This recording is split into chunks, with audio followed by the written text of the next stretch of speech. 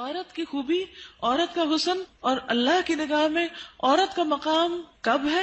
جب وہ شوہر کی فرما بردار ہو اور جینون جگہوں پر اور جینون احکامات میں اس کی مخالفت نہ کرنے والی ہو.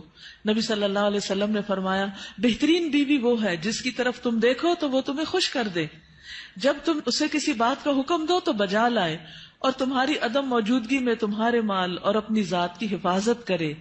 تو ہمیں ایسی بہترین عورت بن کے دکھانا ہے. رسول اللہ صلی اللہ علیہ وسلم نے فرمایا اللہ تعالیٰ اس عورت کی طرف نظر رحمت سے نہیں دیکھتا جو خاوند کی شکر گزاری نہیں کرتی، حالانکہ وہ اس سے بے نیاز نہیں ہو سکتی، اس کے بغیر رہ بھی نہیں سکتی، لیکن جب وہ ہوتا ہے تو اس سے وہ صرف لڑائی کرتی رہتی اور گلے شکوے کرتی رہتی، کمپلینٹس ہر چیز میں کمپلینٹس. تو شوہر بھی چاہے اس کے پاس کتنی بھی جسمانی طاقت ہے یا مالی طور پر بہت سٹیبل ہے، وہ انسان ہے، وہ ہیومن بینگ ہے، وہ بھولتا بھی ہے، وہ غلطی بھی کرتا ہے. تو ایسی چیزوں کو اگنور کر دینا چاہیے. ہمیشہ گنتی کر کے رکھیں کہ اس کے احسانات کتنے ہیں اور اس کی غلطیاں کتنی ہیں. اگر وہ برابر ہوں تو بھی شکر گزار رہیں، اور اگر اس کی نیکیاں یا احسانات زیادہ ہوں اور غلطیاں کم ہوں تو غلطیوں کی بنا پر اس کی ناشکری نہیں کریں. تو آپ نے خصوصاً اپنے ہسبینڈس کو تھینک یو بولنا ہے، لکھ لیجئے. اور جو ابھی نہیں بول سکتے وہ آئندہ زندگی کے لیے لکھ لیں، دلوں میں لکھ لیں کہ شوہر کے شکر گزار رہنا ہے. اور یہ شکر گزاری آپ کے اپنے اندر اور آپ کے گھر میں اور آپ کے تعلقات میں خوشگواری پیدا کر دے گی. آپ دیکھیں گے کہ وہ شاید منتظر ہو اس بات کے کہ کسی وقت آپ خوش ہو جائیں ان سے، کیونکہ آپ دیکھیں وہ آپ کو خوش کرنے کی کوشش میں لگے رہتے ہیں، اور آپ جب خوش نہیں ہوتی تو بےچارے وہ بھی ناخوش ہو جاتے ہیں. تو جب آپ خوش ہوں گے تو آپ کو دیکھ کر وہ دگنے خوش ہو جائیں گے، جب وہ دگنے خوش ہوں گے تو آپ تگنی خوش ہو جائیں گے، اور یوں خوشیوں کا سلسلہ بڑھ جائے گا. پھر اسی طرح عورت کے اوپر یہ بھی لازم ہے کہ وہ اس طریقے پر رہے کہ شوہر دیکھے تو خوش ہو جائے. یعنی بیوی کا حال حلیہ، اس کا اٹھنا بیٹھنا، بات کرنے کا انداز، معاملہ کرنے کا انداز، یہ شوہر کے لیے ایک اٹریکشن کا باعث ہو. یعنی اگر شوہر کو کسی خاص قسم کا لباس پسند ہے تو ایز لانگ ایز وہ شریعت کی حد کے اندر ہے تو عورت کو وہ پہننا چاہیے. اگر کہیں جانے کی بات ہے یا گھر کو کسی خاص انداز میں رکھنے، یا کوئی شادی شدہ زندگی میں بہت سارے معاملات باہم ایک دوسرے کے ساتھ مل کے کیے جا رہے ہوتے ہیں، تو ایسی تمام چیزوں میں شوہر کے ساتھ تعاون اور اس کی مدد اور اس کو خوش کرنا جو ہے وہ لازم ہے. یعنی اپنی شرم و حیا کی بھی حفاظت کرے، اور گھر اور جو بھی اس کے کسٹڈی میں شوہر کا مال یا راز یا کوئی بھی چیز ہے ان سب کی بھی حفاظت کرنے والی. مال کی، گھر کی حفاظت، پیسے ضائع نہ کرے. یہ نہیں کہ شوہر کے گھر، شوہر کے مال اور شوہر کی تنخواہ اور شوہر کی پراپرٹی میں سے چھپ چھپا کے میکے والوں کو مت بھیجتی رہے. بہت سے فساد اس وجہ سے ہوتے ہیں کہ سسرال کو دینے کے لیے تو نمبر 2 مال ہوتا ہے، اور میکے کو بھجوانے کے لیے پسندیدہ چیز. قدرتی بات ہے کہ انسان کی جو اٹیچمنٹ ہوتی ہے وہ ماں باپ سے بہت زیادہ ہوتی ہے. ایک ایسی خیرخوائی ہوتی ہے جس میں دنیا کی کوئی دوسری چیز شریک ہی نہیں ہو سکتی. ظاہر ہے جنہوں نے جنم دیا، جنہوں نے پالا پوسا، ان کے ساتھ محبت اور خیرخوائی کیسے نہ ہو، وہ تو ہوگی، لیکن اس کی بھی حدود ہیں. وہ حد سے آگے نہیں بڑھنی چاہیے کہ شوہر کما کے لائے اور ہر وقت عورت شکوہ کرے پورا ہی نہیں پڑتا، ہوتا ہی نہیں، ہے ہی نہیں، یہ بھی نہیں، وہ بھی نہیں، وہ بھی نہیں، اور پیسے بٹورتی چلی جائے اور ادھر سے چھپ چھپا کے دوسری طرف دیتی چلی جائے. نہیں، حتیٰ کہ فی سبیل اللہ بھی اگر عورت کو دینا ہے تو شوہر کی رضامندی ضروری ہے، یعنی شوہر کا مشورہ بھی ہونا چاہیے اس میں. پھر اسی طرح یہ ہے کہ بولنے میں اچھی ہو. رسول اللہ صلی اللہ علیہ وسلم نے فرمایا کنواری عورتوں سے نکاح کرو کہ وہ شیریں گفتار ہوتی، یعنی کہ ان کے بولنے میں مٹھاس ہوتی اور تھوڑی چیز پر جلد خوش ہو جاتی، یعنی شکر گزار ہوتی، کیونکہ زیادہ دنیا نہیں دیکھی ہوتی اور مطالبے بھی کم ہوتے. اس لیے خصوصی طور پر بیوی کی حیثیت سے جو خوبی بیان کی گئی وہ یہ کہ شوہر کے ساتھ بات کرنے میں بھی اچھی ہو اور بہت زیادہ مطالبے کرنے والی نہ، اور نہ ہی اپنے شوہر کی اجازت کے بغیر کسی مرد کو گھر میں آنے کی اجازت دے، کیونکہ اس سے بھی شکوک و شبہات پیدا ہوتے ہیں. پھر اسی طرح شوہر کے مال میں سے اس کی مرضی کے بغیر تحفہ یا صدقہ نہ کرے، کیونکہ کمانے والا مرد ہے، یا تو عورت کا اپنا ذاتی مال، یعنی اگر پیرنٹ سے ملا ہے یا انہیرٹ کیا ہے یا وہ خود کماتی ہے تو اس میں تو اپنی مرضی سے جو بھی وہ کرنا چاہے. لیکن اگر شوہر کی طرف سے کچھ ملا ہوا ہے تو اس میں اس سے مشورہ کرنا اور اس کی اجازت لینا ضروری ہے، کیونکہ اصل مالک بہرحال شوہر ہے. اور بہت دفعہ گھروں میں جھگڑے اس وجہ سے پڑ جاتے ہیں کیونکہ ہسبینڈ جو ہے وہ بیوی کو اجازت نہیں دیتا، اور بیوی اپنی مرضی سے اپنے میکے کو یا کسی اور کو کچھ دینا چاہتی ہے، اور ان معاملات میں اختلاف بعض اوقات گھر کی بنیادیں ڈھیلی کر دیتا ہے. عورت کے اوپر یہ بھی ذمہ داری عائد ہوتی ہے کہ وہ اپنے شوہر کی اطاعت کے ساتھ ساتھ اس کی خدمت بھی کرے. جس طرح شوہر گھر سے باہر سب کچھ کمانے کا ذمہ دار ہے، تو اسی طرح عورت گھر میں آرام اور سکون فراہم کرنے کی بھی ذمہ دار ہے. پھر اسی طرح یہ ہے کہ شوہر کی اجازت کے بغیر نامحرموں سے گفتگو سے بھی بچنا چاہیے. حضرت علی بن ابی طالب سے روایت ہے کہ رسول اللہ صلی اللہ علیہ وسلم نے خاوند کی اجازت کے بغیر عورتوں سے ان کے گھروں میں گفتگو سے منع کیا ہے. اگر شوہر کو یہ بات پسند نہیں کہ عورت کسی مرد سے بات کرے تو عورت کو نہیں کرنی چاہیے، کہ بعض اوقات انہی چیزوں سے پھر جھگڑے پیدا ہو جاتے. پھر اسی طرح یہ ہے کہ مشکل حالات میں شوہر کا ساتھ دے. پھر اسی طرح بد اخلاقی اور بد زبانی سے دور رہے. اب یہ جو بد زبانی ہے یہ عام طور پر بہت سے کام خراب کرتی ہے. انسان کی زبان ہی ہوتی ہے جو اس کو عزت دیتی ہے، اور زبان ہی ہوتی ہے جو اس کو ذلیل کر دیتی ہے. اگر ایک زبان انسان کنٹرول کر لے تو اللہ تعالیٰ اور بندوں دونوں کے سامنے انسان سرخرو ہو جاتا ہے. اس لیے انسان سوچ سمجھ کر بات کرے. پھر اسی طرح یہ ہے کہ بد دعائیں نہیں دینی چاہیے، نہ اپنے آپ کو، نہ بچوں کو، نہ شوہر کو، اور نہ کسی اور کو. کیونکہ اگر کوئی دوسرا بد دعا کا مستحق نہ ہوا تو وہ بد دعا واپس پلٹے گی، جس نے دی ہے اسی کو آ کے لگے گی. رسول اللہ صلی اللہ علیہ وسلم نے فرمایا بد دعا نہ دیا کرو، نہ اپنے اوپر، نہ اپنی اولاد پر، نہ خادموں پر، نہ مالوں پر. کہیں ایسا نہ ہو کہ وہ قبولیت کی گھڑی ہو کہ جس میں اللہ تعالیٰ سے مانگا جائے تو وہ دعا قبول ہو جائے اور پھر انسان خود ہی پچھتائے. لیکن ریلیشن شپ کے اندر کچھ چیزیں ایسی ہیں جن کا خیال رکھنا بہت ضروری ہے، اور ان چیزوں کو ضرور ذہن میں رکھنا چاہیے جو تعلقات کی خرابی کا باعث بنتے ہیں. ٹھیک ہے، کچھ چیزیں تو وقتی طور پہ انسان کی طبیعت مزاج کا حصہ ہوتی ہیں، کچھ بچپن کی دو مختلف گھرانوں سے اٹھان ہوتی ہے، اور پھر مرد اور عورت کا جو بایولوجیکل ڈفرینس ہے وہ بھی بیچ میں بہت اہم رول ادا کرتا ہے. لیکن ان سب چیزوں کے ساتھ ساتھ کچھ فیکٹرز کو سامنے رکھنا چاہیے.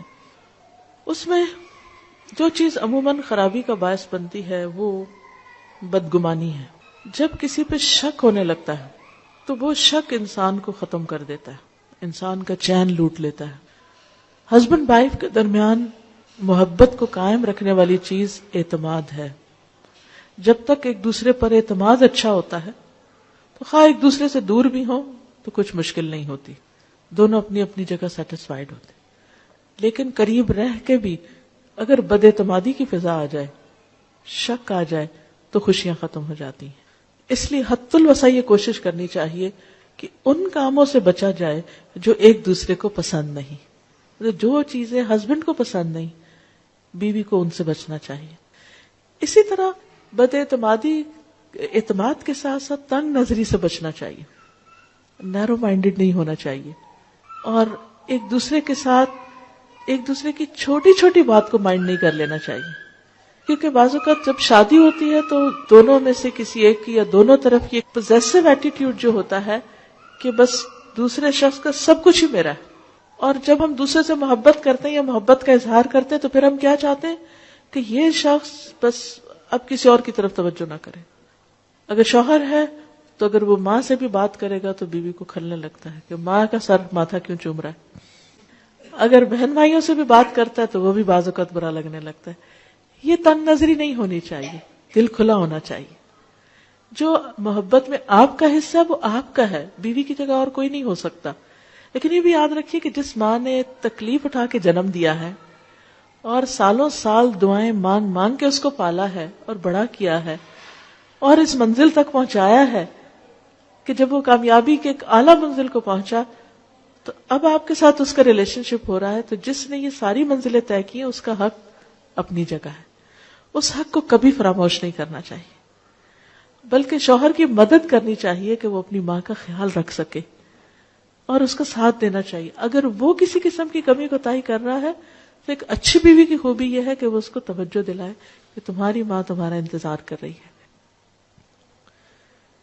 پھر کچھ اور چیزیں ہیں کہ جن کی وجہ سے تعلقات اچھے نہیں ہوتے، اور وہ ہیں ڈس فنکشنل کمیونیکیشن، اچھی کمیونیکیشن کا نہ ہونا. کامیاب شادی کے لیے ہسبینڈ وائف کی کمیونیکیشن کا اچھا ہونا بہت ضروری.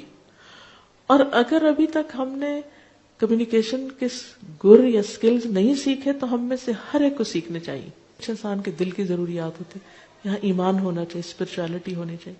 کچھ اس کے پیٹ کی ضرورت ہے، اس کو کھانا کھانا ہے. تو آپ صرف شوہر سے کسی شیکسپیئر کے اوپر باتیں کر کر کے اس کو راضی نہیں کر سکتے کہ آپ نے بہت کچھ پڑھا ہوا تو آپ اس کو روز ایک نئی کہانی سنانے لگتے ہیں. اس سے وہ خوش نہیں ہوگا جب تک آپ کھانا اچھا نہیں دیں گے. اور پھر اسی طرح شادی کا اصل مقصد کیا؟ ہسبینڈ وائف کی سیکشل نیڈز بھی ہیں. اب اگر آپ کھانا بھی اچھا پکا رہے ہیں اور آپ باتیں بھی بہت اچھے کر رہے ہیں اور بڑے اسپرچل بھی ہیں، بڑا ایمان ہے آپ کے اندر، لیکن ہسبینڈ اگر آپ کو بلاتا ہے تو آپ موڈ آف کر لیتے ہیں اور اس کی ضرورت پوری نہیں کرتے، یا اس کے ساتھ محبت سے پیش نہیں آتے، یا اپنی محبت شو نہیں کرتے، تو بھی غلط بات ہے، ریلیجسلی بھی غلط بات ہے. تو یہ چیز بھی بعض اوقات جھگڑوں اور فساد کا باعث بنتی. ٹھیک ہے، انسان کے موڈ اپ اینڈ ڈاؤن ہوتا ہے، کبھی دل نہیں بھی چاہتا، لیکن اس وقت انسان یہی سوچے کہ اگر میرے اندر کسی چیز کی طلب ہو اور کوئی اور مجھے پریونٹ کر دے اس سے، تو پھر میرا کیا ہوگا؟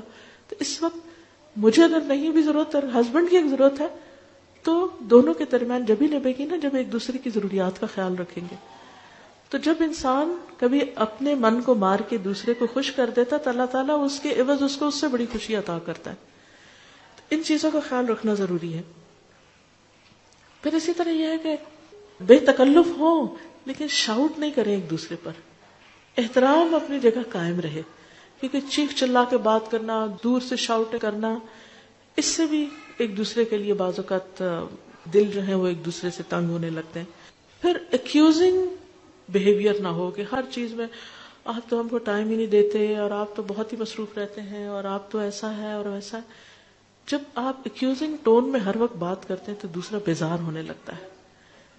اچھا میں نے اتنی دفعہ فون کیا آپ نے اٹھایا ہی نہیں، اور میں نے یہ چیز لانے کو کہی اور آپ لائے نہیں، اور آپ کو تو کبھی یاد ہی نہیں رہتا، اور آپ کے لیے تو بچے کوئی اہمیت ہی نہیں رکھتے، اور آپ کے لیے تو گھر کچھ ہے ہی نہیں، وغیرہ وغیرہ. اس طرح کی جو ایکیوز کرنے والی باتیں ہیں، اعتراض کی اور ہر وقت کمپلینٹس، ٹھیک ہے ان کا بھی زندگی میں ایک پارٹ ہوتا ہے، ہونی چاہیے کبھی، میں نہیں کہتی کہ وہ نہیں ہونی چاہیے، لیکن بس تھوڑا حصہ. اگر آپ ایک گراف بنائے نا تو اس میں اس کا ایک چھوٹا حصہ ہونا چاہیے اور دوسرے کو انڈرسٹینڈ کرنے کا ایک بڑا حصہ ہونا چاہیے. کیونکہ اس سے جب صرف ایک دوسرے کو بلیم کرنے والا ایٹیٹیوڈ ہوتا ہے تو ایک دوسرے سے بیزاری پیدا ہو جاتی ہے. پھر اسی طرح یہ ہے کہ زبان درازی، گالی گلوچ، بدتمیزی، بد اخلاقی، یہ دلوں کو اس طرح پھاڑ دیتے ہیں کہ پھر جوڑنے مشکل ہو جاتے ہیں. اور پھر انسان ایک دفعہ یہ کر لیتا ہے لیکن اس کے بعد اتنا اس کا جیسے ہڈی ایک ٹوٹ جاتی ہے نا تو پھر اس کے درست ہونے میں بڑا ٹائم لگتا ہے. ایسے جب دلوں کو توڑ دیتے ہیں نا ہم تھوڑا سا غصہ ظاہر کر کے تو پھر ان کو درست ہونے میں ایک ٹائم لگتا ہے. اور پھر ہم بعض اوقات 1 منٹ میں توڑتے ہیں، اگلے منٹ میں کہتے ہیں سوری، اور اگلے منٹ میں چاہتے ہیں دوسرا شخص بالکل ٹھیک ہو جائے. نہیں، اس کو ٹائم دیں اب حتیٰ کہ وہ اس کی مرہم پٹی ہو چکی. پھر اسی طرح یہ ہے کہ باہر سے اکسانے والے بھی بعض اوقات تعلقات کو خراب کر دیتے ہیں. ہسبینڈ وائف کے درمیان اچھے بھلے تعلقات ہوتے ہیں لیکن کوئی رشتہ دار، کوئی دوست، کوئی ادھر ادھر کے لوگ وہ آ کے ایسی ایسی باتیں کرتے ہیں کہ جس کی وجہ سے ایک محبت بھرا رشتہ جو ہے اس کے اندر رکھنے پڑنے لگتے ہیں. اس بارے میں نبی صلی اللہ علیہ وسلم نے بہت سختی سے فرمایا کہ جس نے شوہر کے خلاف اس کی بیوی کو بدظن کیا، یعنی شوہر کے خلاف اس کی بیوی کے دل میں کوئی ایسی چیز ڈال دی، وہ ہم میں سے نہیں. پھر بات یہ ہو رہی تھی کہ دوسروں کی انٹرفیئرنس ہسبینڈ وائف کے بیچ میں، یہ صرف لڑکی کی ساس کی طرف سے نہیں ہوتی، بعض اوقات لڑکے کی ساس کی طرف سے بھی ہوتی.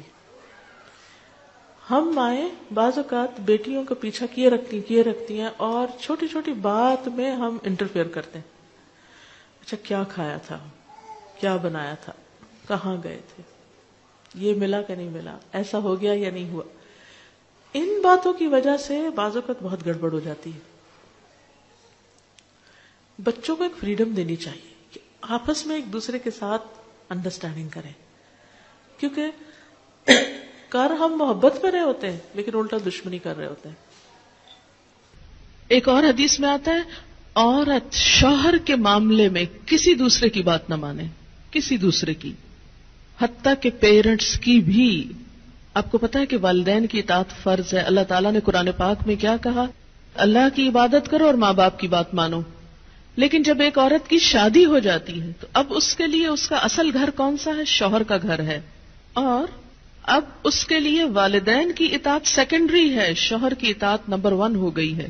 پہلے والدین اس کی کفالت کر رہے تھے، اب شوہر اس کی کفالت کر رہا ہے. اب ایک نیا گھر بن رہا ہے. اس کے ڈسپلن میں کیا ہے کہ بیوی شوہر کی بات مانے، نہ کہ میکے کی ڈکٹیشن لیتی رہے روز ٹیلی فون پر. ایک دفعہ عورت ہو کے آتی ہے میکے سے تو موڈ بدلا ہوا ہوتا ہے. تو ایسی صورت میں اصل حکم کیا ہے کہ شوہر زیادہ اہم ہے. اب اس کی بات مانی. اور یہ کیوں اتنا سخت ڈسپلن رکھا گیا؟ کیونکہ جب تک ایک عورت کی وفاداری اس کے اپنے گھر سے نہیں ہوگی، گھر نہیں بنے گا. وہ بات میں ادھر بھاگی جا رہی ہے، یہ گھر خراب ہو رہا ہے. اب اس کی اہمیت، اس کی زیادہ اہم ڈیوٹی کیا ہے کہ اب وہ نئے گھر کی تعمیر کرے. اس لیے کہ شوہر نے مہر بھی دیا ہے، گھر دیا ہے، سب ضروریات پوری کر رہا ہے. اب آئندہ اللہ تعالیٰ نے ایک نئی نسل لانی ہے، ان کی تربیت ہے، ان کا کام ہے، اتنی ذمہ داریاں آنے والی ہیں. اب چھوڑو دھیان پیچھے کا، اب آگے کا سوچو.